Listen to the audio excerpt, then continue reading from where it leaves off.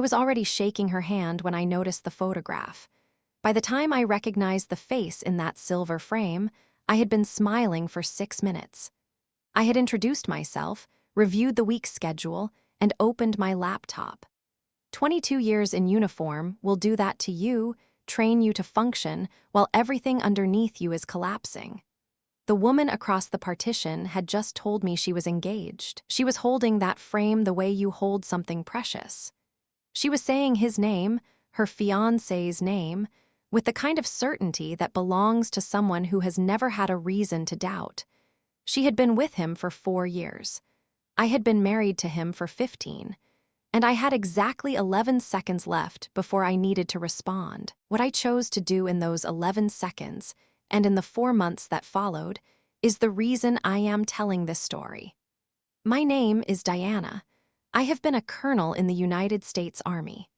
I had been married for 15 years, and until that October morning, I genuinely believed the one area of my life I had always been able to count on, my marriage, was completely real. Marcus and I met when I was 26.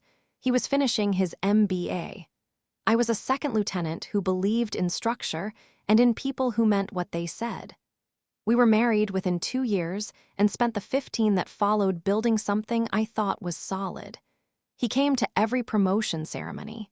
He learned how to pack my deployment bags better than I did by year 3. He knew I slept better on my left side and that I needed hot coffee and 30 minutes of silence before I could function in the morning. He knew me. What I did not know was that, for the last 4 years of our marriage, Marcus had been knowing someone else at exactly the same level of detail. When I received orders to transfer to Fort Monroe in Virginia, Marcus was supportive the way he always was. He kissed my forehead the morning I left, handed me a coffee, told me the new team was lucky to have me. He had probably already texted her good morning before I reached the end of our street. I was wrong about my marriage. I want to say that clearly before I say anything else. I had spent 15 years believing that the discipline I brought to everything else in my life, the structure, the attention to detail, the refusal to leave things unverified, had also given me the ability to read the man I had married. That belief was the most expensive mistake I ever made. The administrative building at Fort Monroe was modern and clean. Glass walls, polished floors, the efficient quiet of a facility that ran the way it was supposed to. A civilian receptionist met me at the entrance and walked me upstairs to the defense contracting coordination team I had been assigned to lead. Everyone was professional, friendly, exactly what I expected. Then she showed me my workspace, a shared area divided by frosted glass partitions. My station sat near a window overlooking the motor pool. The desk directly beside mine belonged to a civilian project coordinator named Sophia Lane. She stood immediately when I walked in. Bright eyes, chestnut hair, the kind of natural warmth that makes people feel comfortable within 30 seconds. She offered her hand. "Colonel Reeves, it's so good to finally meet you. Please call me Sophia, then call me Diana." She laughed easily. We shook hands. For the first 10 minutes, I unpacked my bag and reviewed the week ahead. My mind was already organizing. Personnel reviews, contract audits, budget timelines, the comfortable geometry of work I knew how to manage. Then my eyes drifted to the corner of her desk. A silver picture frame sat beside a small succulent. Morning light was catching the glass. Something about it pulled my attention. I looked, and the world stopped. My husband's face looked back at me from a photograph on another woman's desk. Not a man who resembled him. Not someone who shared his features at a certain angle. Marcus, his exact smile, the small dimple in his left cheek that I had kissed on our wedding day and 10,000 mornings after. The dark navy Italian cotton shirt I had bought him for our anniversary 2 years earlier. I recognized the background too: palm trees, blue water, Maui. The vacation I thought we had taken together. The one that lived in our family photo album. 22 years of uniform had given me one thing above everything else: the understanding that the moment panic arrives is precisely the moment you cannot surrender to it. Inside, my pulse was slamming against my ribs. Outside, I was completely still. I heard my own voice, calm and completely ordinary, ask, "Who's that?" Sophia looked up and her face transformed, the way faces do when the subject is someone they love. She picked up the frame carefully, the way you handle something you would not want to break. "That's my fiancé." She smiled. "His name is Marcus." The word fiancé landed differently than I expected. Not boyfriend. Not someone she was seeing, fiancé. "We've been together almost 4 years," she added. 4 years. Marcus and I had been married 15. I did the arithmetic in a single breath. For 4 years, my husband had not been conducting a hidden affair in the usual sense, the kind that exists in shadows and guilt and the constant awareness of wrong. He had been building a life. A full, forward-moving, fully furnished life, with a woman who believed she was his future. "He seems wonderful," I said, and my voice sounded completely normal. I have no other explanation for that than 22 years of practice. Sophia set the frame down, still glowing. "He really is. I know I'm biased." She laughed softly. "But I think he's the most honest man I've ever met." There are sentences a person can say in total innocence that land with the force of a blade. That was one of them. She lifted her left hand. A diamond ring caught the fluorescent light. Large, elegant, expensive. 3 months earlier, Marcus had transferred nearly $40,000 from one of our joint investment accounts. When I asked about it, he told me it was a private business opportunity. A long-term investment with a contact he trusted. I was looking at the investment now. It was wrapped around another woman's finger. I know what you're thinking right now. You're wondering how I stood in that office and held it together. You're wondering whether I screamed, whether I walked out, whether I confronted her. I didn't do any of those things, and if you want to understand why and what I found in the 4 months that followed, I need you to stay with me. But first, type one word in the comments right now. Just one word. Soldier. If you believe I handled that moment the right way, type soldier below. I read every single one. That afternoon, Sophia invited me to lunch. I accepted because saying no would have drawn attention, and attention was the last thing I could afford. The cafeteria overlooked the water. Several employees joined us. Conversation moved easily, weekend plans, families, travel. Then Marcus came up again, as if the situation needed no help testing me. Sophia smiled into her iced tea. "Marcus is actually house hunting right now." My fork paused halfway to my plate. "He wants us settled before the wedding. He keeps saying he wants everything honest and solid before we really start our life together." Someone at the table said he sounded committed. Sophia laughed. "He is. He says after everything he's been through, bad relationships, people who didn't appreciate what they had, he just wants something real." Bad relationships. People who didn't appreciate what they had. Me, he was describing me to my face, through the words of a woman who had no idea she was sitting across from his wife. That evening, Marcus called on my drive home. The highway ran beside dark water and low marshland.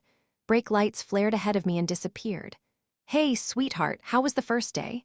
"Fine," I said. "Just fine. I knew they'd love you. Are you home tonight?" A pause, short. I had never noticed those pauses before. Now I was cataloging them. Probably late. Dinner with a contracting group near Norfolk. Just networking. All right. Love you, don't wait up. Love you too. The lie came out smooth. That bothered me more than anything else that happened that day. Not that he lied. That I did too. When I reached the house in Alexandria, I sat in the driveway for a full minute before cutting the engine. From the outside, it looked exactly like what people imagine when they hear stable marriage, built career, good life. White trim, a flag by the garage, hydrangeas along the walkway. 15 years of dinners and quiet Sunday mornings had settled into that house like something permanent. I went inside, changed out of my uniform, and opened my laptop. I typed Sophia Lane into the search bar. Her profile was public enough to be careless, private enough to feel safe. The first images were harmless. Friends, coffee, office events, a dog that probably belonged to her sister. Then I found him, not all at once, in pieces. A man's wrist in a photo, wearing the silver watch I gave Marcus when he made partner at his firm. A shoulder in a jacket, a hotel lobby badge, blurred but not quite enough. A caption, best weekend with my favorite person. Dallas, Miami, a restaurant in D.C. I had always wanted to visit. Each image was a window into a life that had been constructed just outside my line of sight, not buried in shadows, just carefully angled, a face cropped, a name removed, a ring turned away from the camera. It was remarkable how much deception could fit inside photographs that looked completely ordinary. At 9:41, Marcus texted, "Dinner's running long, don't wait up." At 9:43, I found Sophia's newest post. A candlelit table, 2 glasses of red wine. Caption, celebrating something special. No faces in the frame. But on the edge of the table, a man's phone. Black case cracked in the lower corner. Marcus had dropped his phone on our driveway last winter and refused to replace the case because, as he put it, scars build character. While I was sitting at our kitchen island, building a document, dating receipts, adding to a timeline, he was at a candlelit table lifting a glass to celebrate a future funded by money I did not know was gone. I took a screenshot. Then I opened a blank document and typed the date at the top. I did not know yet exactly what I was building, but I knew every structure needs a foundation. In about 4 minutes, I am going to tell you what I found inside our financial accounts, and I need you to stay with me for it, because what Marcus had moved, where he had moved it, and what it was funding, changed everything I thought I understood about the last 4 years of my life. The next morning, Marcus came home before dawn. The front door opened at 5:12. I heard the shower run. Steam moved through the bathroom. When he came into the bedroom 15 minutes later, I closed my eyes and slowed my breathing. He stood beside the bed for a moment. I could feel him looking at me. Then he leaned down and kissed my temple. That almost broke me. Almost. At breakfast, he looked tired but satisfied.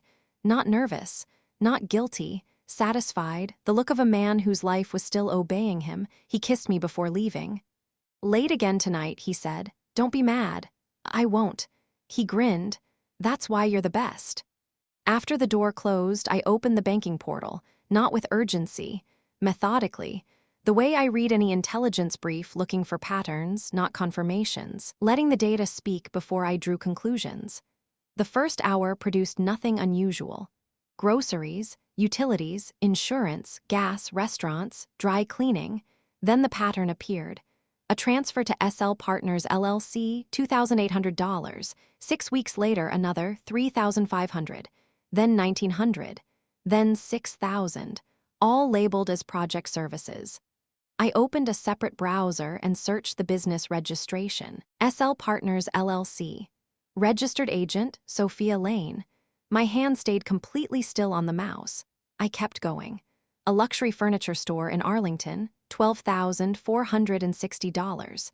A jeweler in D.C., $38,700. A real estate holding company near Virginia Beach, $75,000 listed as an earnest money deposit.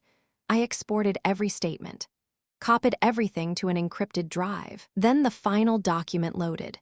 Property purchase agreement, 4-bedroom waterfront home. Buyer, Marcus Reeves. Secondary authorized occupant, Sophia Lane. Marital status of buyer, single. 15 years of marriage erased in 6 letters. I stared at that word for a long time. Marcus was not just leaving me. He was using my trust to finance the door. I forwarded the encrypted folder to Major Karen Walsh, the only military-adjacent family law attorney I trusted with something like this. She answered on the second ring. "Are you safe?" That was why I called her. Not "are you okay?" Not "are you overreacting?" She asked the question that mattered first. "Yes," I said, "but I need you to review what I'm sending." Her reply came 11 minutes later. "Do not confront him, not yet. I had no intention of it." The moment Marcus knew I knew, he would start moving assets, deleting messages, and rewriting himself into the version of this story where he was the one who had been misunderstood. I needed more first, so I went back to work. For the next 4 days, I lived beside Marcus the way you share a house with approaching weather. You don't argue with a storm while it's still forming. You study the pressure. You check the direction of the wind. You secure what matters before the windows break. Every morning he kissed me before leaving. Every night he gave me a different version of the same lie. Client dinner. Partner drinks. A retired admiral who was difficult to pin down. He never over-explained. A careless liar gives too much detail. Marcus gave just enough. At Fort Monroe, Sophia became harder to hate with every passing hour. That was inconvenient. If she had been knowingly cruel, I could have placed her cleanly in the category where pain becomes simple. But she was excited and trusting and genuinely happy.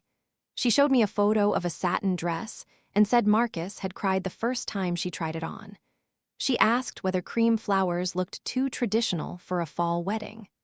I smiled at the right moments. Answered in the voice of someone who was not currently watching her marriage come apart through another woman's happiness. And that was supposed to be the end of it. Quiet, strategic, documents assembled, a legal process set in motion, dignity preserved on all sides. Except on Thursday morning, Sophia arrived at the office with a garment bag over one arm and a bakery box in the other. "Okay," she said, dropping into her chair. "I need advice from a calm, professional person." She placed the box on my desk. "Maple scone is payment." I stared at that box for half a second longer than I should have. Marcus used to bring me maple scones after long field exercises because he knew I was too tired to pretend I wanted anything healthier. "What advice?" I asked.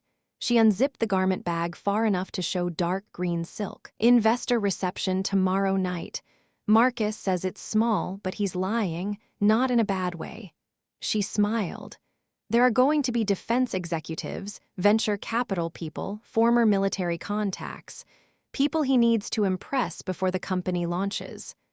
A cold line traveled down my spine. "Which company?" I asked. She brightened. "His strategic advisory firm, Defense Logistics Private Sector Modernization. He's calling it Reeves Meridian Group." She said the name with practiced pride. He wanted something that sounded established. Reeves, our name, my name, used to brand the structure he had built with money he had quietly moved out of our life together. "Sounds polished," I said.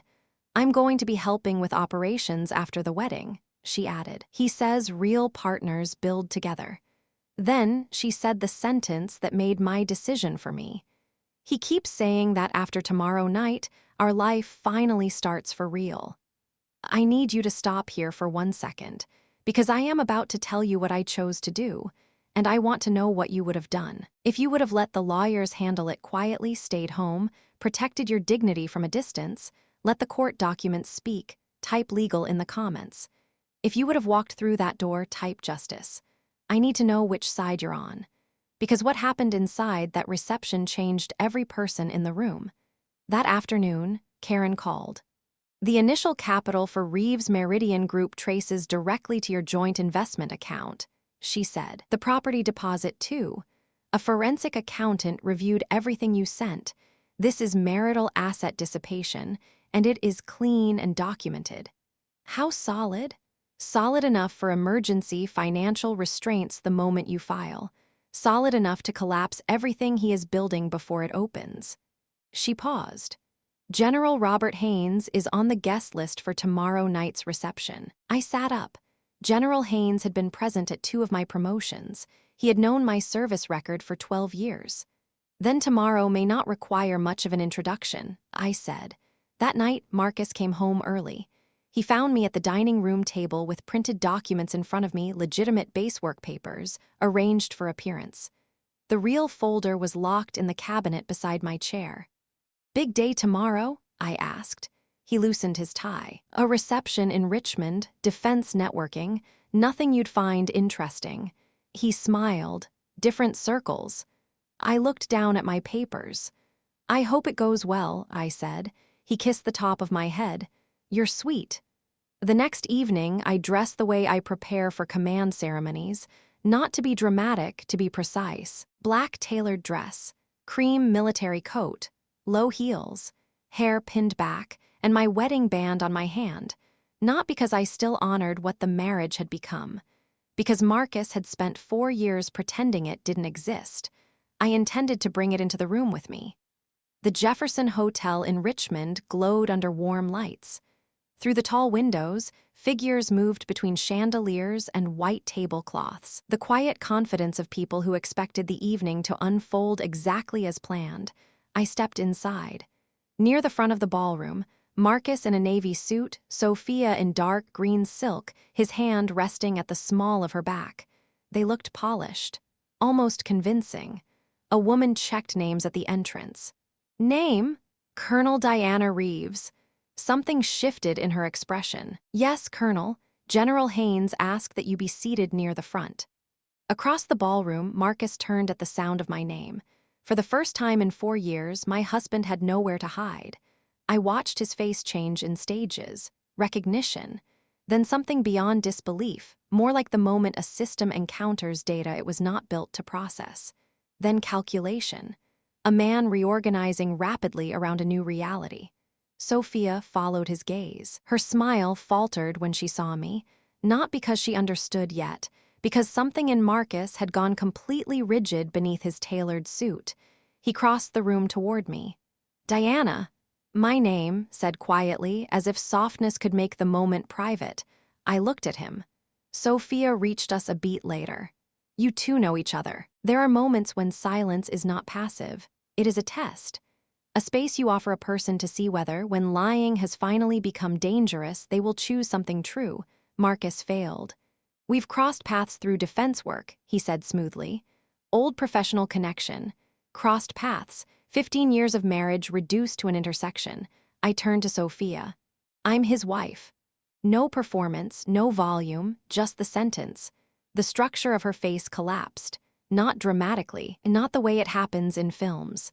The belief that had been holding her expression together simply was no longer there. His what? Marcus reached for her arm. Sophia, let's go somewhere, and she stepped back before he could touch her. No. Around us, the room had shifted. Conversations had softened. Several people pretended not to listen, which meant they were listening with everything they had. Marcus lowered his voice. Diana, this is not the place. That almost made me smile. For 4 years, Marcus had been the one who decided which places truth was permitted to enter. Our bedroom, our bank accounts, another woman's future. Now he wanted to set the rules again. You're right, I said. This is not the place for a marriage to be erased. His jaw tightened. A voice came from behind me. Colonel Reeves, General Robert Haynes, silver hair, dress uniform, the measured composure of a man who has seen many versions of unexpected. He extended his hand and I took it. General Haynes, it's been too long, sir. He held my gaze an extra beat, the way commanders do when they understand that more is happening than rank requires them to address publicly. Then he looked past me. Mr. Reeves, I came this evening because your materials referenced partnerships with several defense stakeholders. His eyes moved briefly to me. Now I find myself more curious. I opened my bag and removed the folder Karen had prepared. Not thick, not theatrical, organized, precise. I handed the first page to Sophia. This is the property purchase agreement for the house Marcus told you is almost yours. His marital status is listed as single. Her hand trembled. I turned to General Haynes. This is the formation record for Reeves Meridian Group, funded through joint marital accounts without my knowledge or consent. Marcus moved toward me. Diana. Haynes shifted barely half a step into his path. It was enough. I continued. These are the wire transfers to SL Partners LLC, registered to Sophia Lane. These are the credit card charges, jewelry, furniture, travel. This is the account withdrawal tied to the $75,000 property deposit. The ballroom was quiet now in the way rooms get quiet when something irreversible is happening. Sophia looked down at the pages. Her lips parted. You told me that money came from your firm, she said. Marcus's voice tightened. It was more complicated then. Was she your wife? She said it slowly, each word needing its own moment. When you proposed to me. He didn't answer quickly enough. That was answer enough. A murmur moved through the room. An investor in a black suit closed the Reeves Meridian brochure in his hand. Another leaned toward his attorney. The event host stepped toward Marcus. Mr. Reeves, perhaps we should postpone tonight's presentation. This is a personal matter, Marcus said. No, I said. You made it a financial matter when you used marital assets to fund a second household and a private business. You made it a professional matter when you asked this room to trust you with their money and their names. General Haynes looked at the documents, then at Marcus. Did you disclose any pending domestic litigation or contested asset ownership in your materials, Mr. Reeves? Marcus swallowed. There is no litigation. I said one word. Yet, it landed like a door closing. Sophia removed the ring slowly. I watched her do it, not with satisfaction, with something closer to grief, because the ring had never really belonged to either of us. It was just another object Marcus had used to make his lies feel permanent. She placed it on the nearest cocktail table, then she looked at me directly. I didn't know. I believe you. Her voice steadied. I hope she takes everything you stole. She walked out of the ballroom without looking back. Marcus moved after her. Sophia, Mr. Reeves. Haynes's voice stopped him completely. Your investors deserve a revised disclosure. By the end of the evening, the reception had dissolved. Not with shouting, not with anything theatrical, with quiet exits and withdrawn handshakes and the efficient departure of people who understood financial risk and had just discovered they had been handed one without their consent. Marcus followed me outside to the valet stand. The Richmond air was cold. Diana, wait. I stopped. When I turned, he looked older than he had 2 hours before. We can fix this, he said. I studied his face. There had been a time when those 4 words would have found something real in me, a reflex, a memory, the belief that what we had built together could be repaired if both of us still wanted it. Now they sounded like a man asking for access to the evidence room. No, I said. You answer for it. 3 months later, the temporary financial restraining order became permanent. Karen filed the petition with every transfer attached. The court froze disputed assets. The house sale collapsed before it closed. Reeves Meridian Group lost its initial investor backing before a single contract was ever signed. Marcus's existing professional contracts came under review, not because I set out to ruin him, but because he had attached his professional name to financial structures he could not explain under scrutiny. Scrutiny has a way of following people who have spent years actively avoiding it. Sophia sent me one email, one paragraph, no excuses, just an acknowledgement of what had happened and what she had unknowingly been part of. I replied with 2 words, I know. The divorce took longer than people expect revenge to take. Real consequences rarely arrive the way they do in films. They came through filings and hearings and signatures and audits, and the slow, unglamorous work of placing facts in front of a judge who had seen every version of this story. What mattered was that the facts were there. Every one of them, in the correct sequence, attached to a date. When it ended, I kept the house in Alexandria. I recovered a substantial portion of the diverted assets. I removed my name from every structure Marcus had tried to build using my trust as his financial foundation. People asked me later whether I felt victorious. I never knew how to answer that cleanly. Victory suggests a war with a clear beginning. This one had begun 4 years before I was told it existed, but here is what I can tell you. 3 weeks after the divorce was finalized, I received a message from one of the investors who had been in that Richmond ballroom. He had done his own research in the weeks following the reception, and he had spoken to contacts who had crossed paths with Marcus professionally. He had found a 3rd account, not mine, not Sophia's, not a fiancé, not even that organized, but money, steady, regular transfers over 2 years to an address in Atlanta that was not connected to any known business entity. I sat with that information for a long time, not because it changed anything about my case.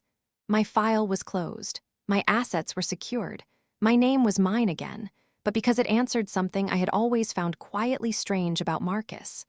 The way he slept, soundly, immediately, without apparent weight.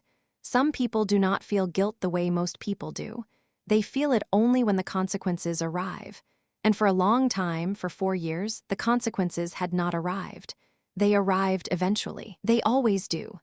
On my last morning at Fort Monroe, before transferring to my next assignment, I drove past the parade field one final time. The fog sat low over the grass, almost identical to my first morning there. The base was waking, flags going up, engines starting, people moving into the ordered work of another day. Everything looked exactly the same on the surface, and nothing underneath it was. I thought about that silver picture frame on Sophia's desk. How one photograph had cracked open a life I believed was solid. I had walked into that office with 22 years of service behind me and the absolute conviction that I knew how to handle the unexpected. That the discipline and the training had made me unshakable. I was wrong about that. And I want to be honest with you about what that wrongness actually looked like, because this story is not about being unbreakable. There was a morning, 11 days into all of this, when I sat at the kitchen island after Marcus left and I could not move for 20 minutes. I stared at a coffee ring on the counter where his cup had been, and I simply could not get up. The weight of what I was carrying, what I knew and was not yet allowed to act on, what had been taken, what might never be fully recovered, pressed me into that chair. That morning happened too. That is part of the truth. What got me through it was not strength in the way we usually talk about strength. It was structure. One document dated, one transfer traced, one fact placed after another in the correct sequence. Small acts of order when the larger structure had collapsed. Marcus had spent 4 years building a second life. I spent 4 months proving it had never been his to build. You do not have to be unshakable to survive something like this.